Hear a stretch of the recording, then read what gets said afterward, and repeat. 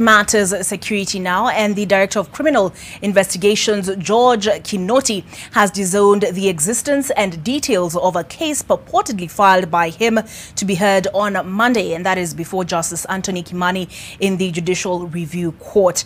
Kinoti denies instructing Owino McDowell and company advocates to represent him in an attempt to overturn a High Court judgment that jailed him for 4 months. Kinoti was jailed after he was found guilty of contempt of court. High Court Judge Anthony Mrima said that the DCI had exhibited the highest levels of impunity for disregarding court orders. The orders the court was referring to were issued by Justice Chacha Mwita, who found George Kinoti guilty of contempt of court. Kinoti disregarded court orders to return 2 firearms that belong to businessman Jimmy Wanjigi. The guns were seized from Wanjigi following a raid on his Muthaiga home in Nairobi in 2017.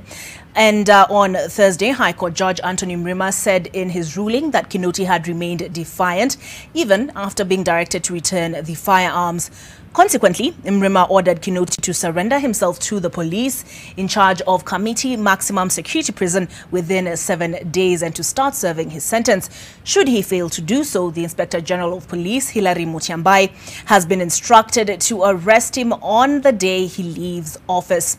And yes, and in the motion that has now been disowned, Kinoti was objecting his conviction, saying that without him, crime rates will rise, and offered to pay a fine of 200,000 shillings or its equivalent to avoid the jail term.